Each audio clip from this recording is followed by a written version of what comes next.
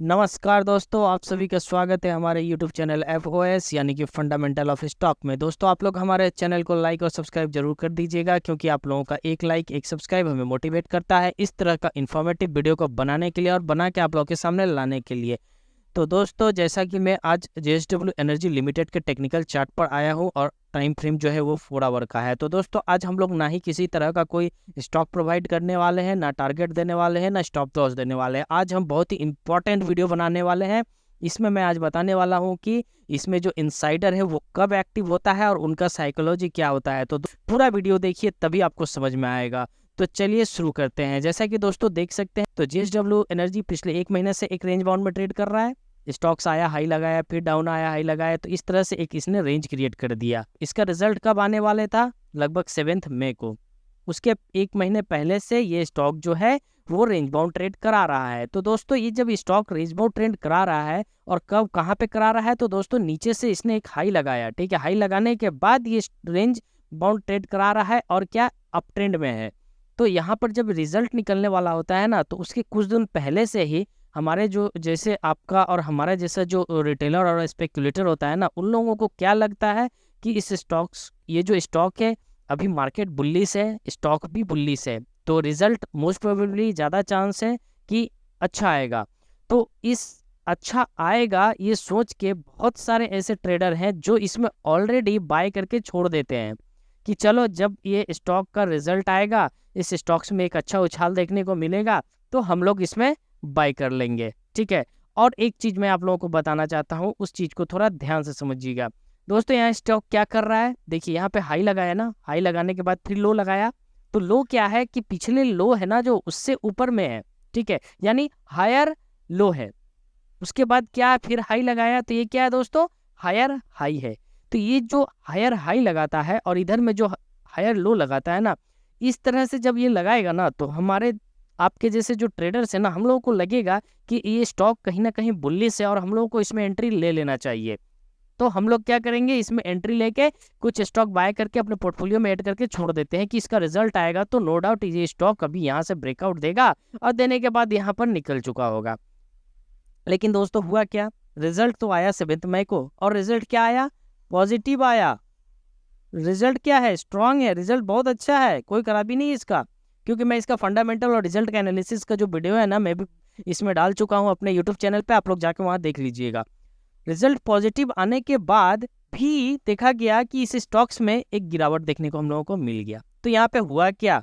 जब सब कुछ इसका अच्छा है, टेक्निकली ये स्ट्रॉन्ग, ये चार्ट जो है ये अप ट्रेंड में है, हायर हाई लगा रहा है, उसके बाद से इसका रिजल्ट भी आया, वो भी पॉजिटिव आया, तो फिर स्टॉक गिरा क्यों?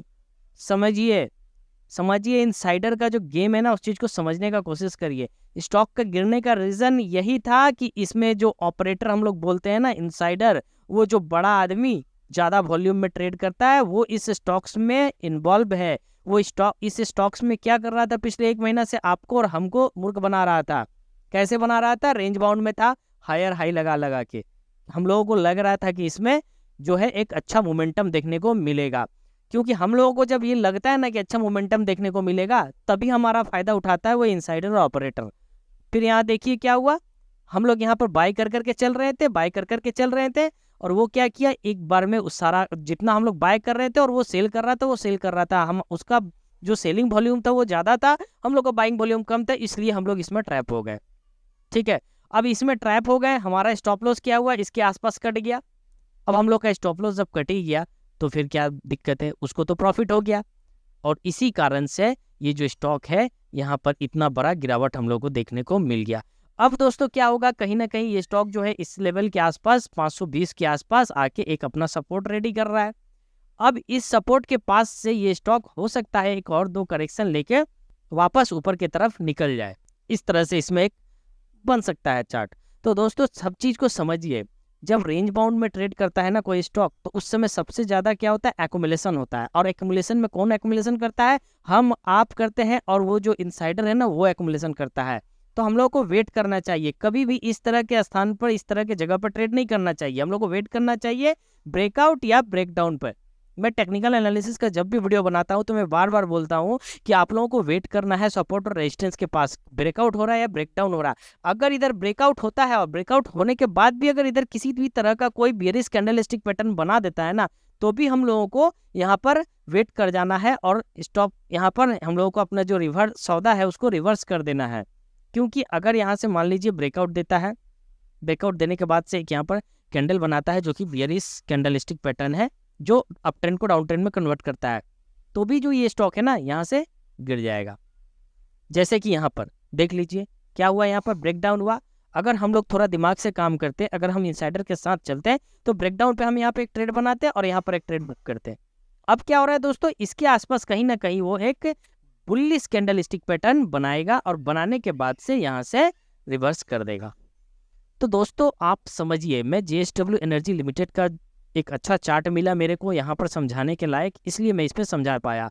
और एक वीडियो में बनाया हुआ हूँ जो है आपका गोदरेज कंज्यूमर प्रोडक्ट का, उसमें भी इनसाइडर ने इन्वेस्टर्स को ट्रैप किया है और ट्रेडर्स को भी। तो आप लोग उस वीडियो को भी जाके देख लीजिएगा, मैं उसका लिंक इसके डिस्क्रिप्शन में दे दूंगा, ठीक है ना।